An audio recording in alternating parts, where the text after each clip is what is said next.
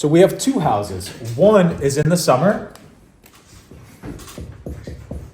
and then we have one that's in the winter. And I'm going to show the building science of how these houses are supposed to behave properly. And if you don't have these features inside your house, you're going to be wasting thousands of dollars. So let's start with our summer house. So in the summer, what we want to do is air condition our living space. And a house essentially is a living space and an attic caused by a roof. So we have a living space, and here, ideally, we would have a 68 to 70 degrees of freedom units. Then out here, we have this summer sun that is beating down on our attic, and in many cases, this temperature here will reach, let's say, 130 degrees. Some cases could be even worse, depending where you live. It could be not as aggressive. So what happens is just about everybody has some layer of insulation in our attic, correct? So then this insulation in here is having this little fight between this 130 degree temperature and this 70 degree temperature that you want. Mostly it is all hot because once that insulation captures that heat, it basically holds it, and you are fending off that heat by doing air conditioning and doing things like that. In the summer, if you ever touch your ceiling in your house, it feels very warm, and that's exactly for this reason. And there's two solutions that you do in order to fix all of this, because what happens is that if you don't have a ridge vent, and a ridge vent is basically a channel that goes inside your attic at the top that allows for this air to leave. And it has this thing called a ridge cap, kind of goes like that.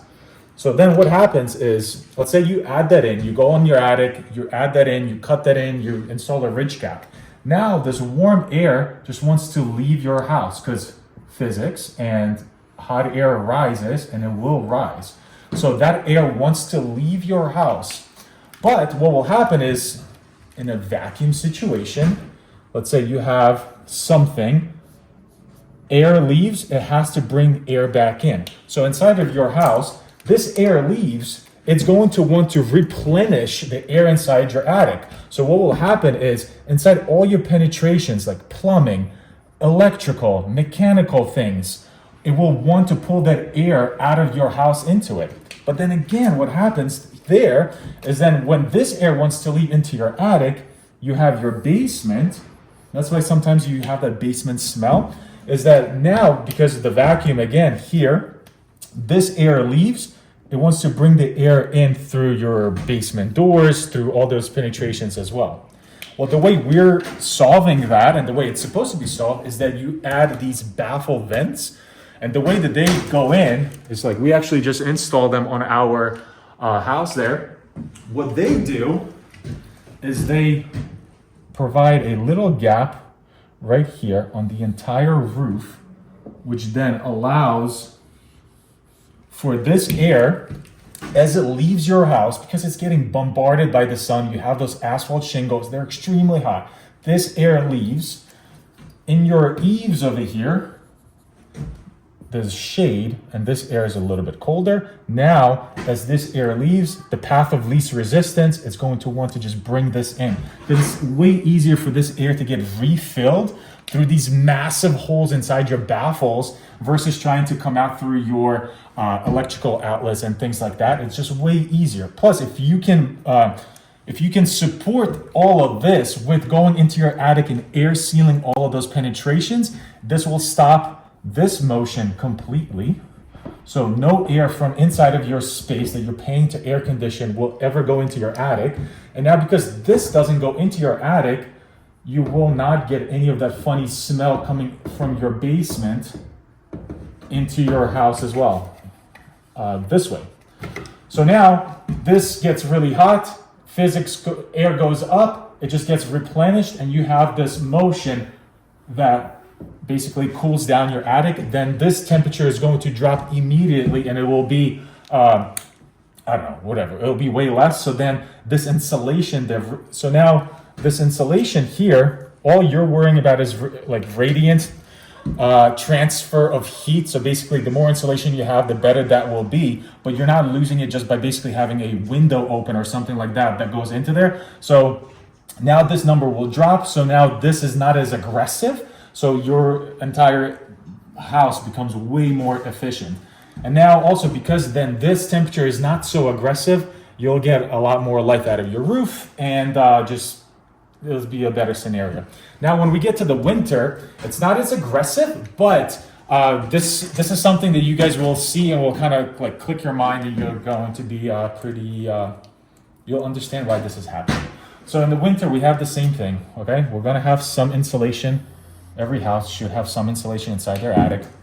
Then this, and here, let's say it's middle of the day, it gets heat up, your attic gets heated up. Let's say it's 40 degrees in there, 30 to 40 degrees in the winter. Inside here, we still want this to be, let's say, 70 degrees. So 70 and 40 is not as aggressive as, let's say, 70 and 130. So it's not as aggressive, so this won't be as dramatic as it was in the summer. But in the winter, let's say you have snowfall. You have snowfall that covers your roof. Now what's going to happen is this air here, this insulation gets heated up from the bottom. So this insulation now is warm, and now it's warming our attic up to 40 degrees. And then what's going to happen is that very, very first layer of snow starts to slowly melt right here. And then as it's melting, we have all this warm air inside your attic right here. Right? All this warm air is inside this area right here. So as it's melting, it's still over the warm area, it's still over the warm area, still over the warm area. Then once it hits this area right here, there's no more warm air to keep it liquid. So then right here, it starts to build up, and then it starts to create these icicles. That's a weird icicle. So then it starts to create an icicle. That's a little better. And then as it keeps doing that, this area right here will eventually kind of builds up like this, and it creates an ice dam. And then this ice dam basically now prevents this water that melts to go and then just keep going and become an icicle. So now what happens, it slowly starts to move and get under the shingles, because shingles shed water. They don't hold water. It's not a pool. They shed water. So as it gets under that, it starts to drip down into your house, it hits your insulation, and then it starts to leak. And that's how you get ice damming leaks inside of your house. So now let me show you again, if you have your house properly set up, why this would never happen. So let's say first you go up there and you give it a ridge vent, okay? So we cut this in, and now we have a ridge vent that goes on top of the house.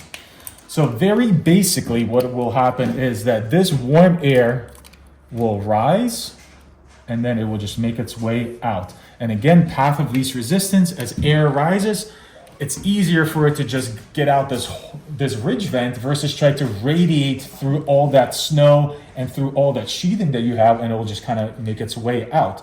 So ice damming essentially will not cause, or won't happen there, because that air doesn't hang out there long enough to melt that snow on the sheathing, and it just makes its way out. But the issue with this is now that you're going to have all your warm air getting sucked out of the house, because again, vacuum, air is going to leave. It's going to want to get replenished. So what will happen again through your penetrations, all that warm air will run out of your house into your attic through your penetrations, through all that stuff. We still have the basement or crawl space or whatever. Okay, so now, or actually let's add a window as well. So we have a window here as well. So now as this air leaves this way through your attic, it wants to replenish itself, and we have this cold air. Let me make a snowflake. We have this cold air out here, and now that's going to get replenished into the house through all of these penetrations that you're going to have.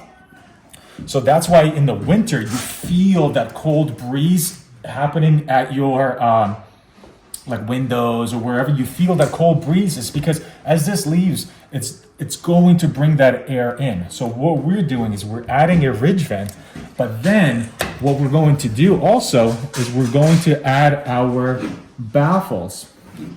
right here, we're going to add our baffles.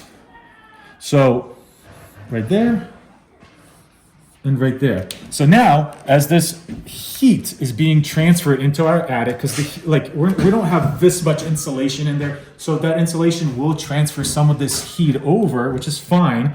It will transfer that heat over. This will warm up. That hot air right here rises, it leaves, and it just gets replenished from the outside. And then it never puts any pressure, like that vacuum pressure, on the inside of your house. So these arrows right here then disappear because you won't have that pressure. And again, if you can combine that with going into your attic and air sealing, you're providing a path of least resistance. It's way easier for that air to just get replenished this way through those massive holes in your baffles versus trying to suck that air in through the penetrations and whatnot. So now this air leaves, or this heat, let's say this heat leaves your house, it gets replenished by this cold air right here.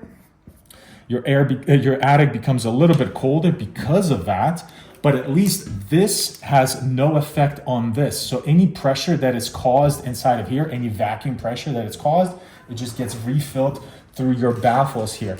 So now, because this doesn't want to fight into there, it doesn't want to go into it, all of these arrows, so all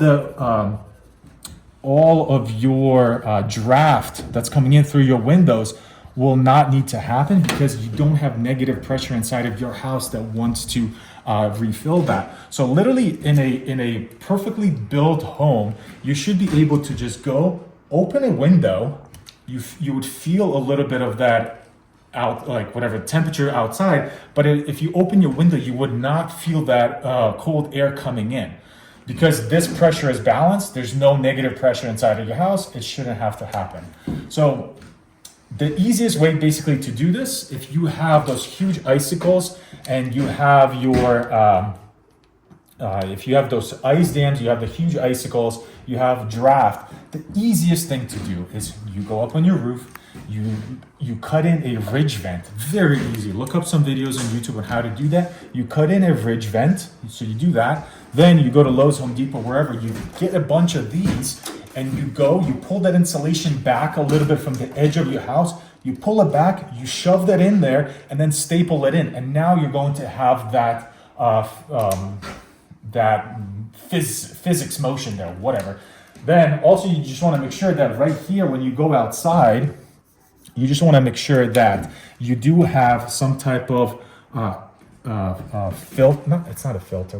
It's a vent that's installed. It's like this little mesh. You guys will let me know in the comments what that is. I'm kind of having a brain fart right there. But it will allow for that air to come in, and it will also, just because it'll be like this type of mesh, it will not, it's your eave vent. I'm just calling it eave vent. I think that's what it is. It will allow for that air to come in, but because it's like a net, or it could be this perforated type of metal, no squirrels or anything are going to go into it. So this right here is what we're doing. We're installing that there. That's the right way that, this is the very basics of your home and everything we're doing. Because if you don't have all of this patched up, it doesn't matter how tight your walls are or anything like that. Everything else, like if you make this, let's say, impenetrable, there's absolutely no air coming into your walls. Well, guess what? Through your basement, that air is going to get refilled, and you're just going to get way more air coming in through your basement. You're not going to create a vacuum inside your house.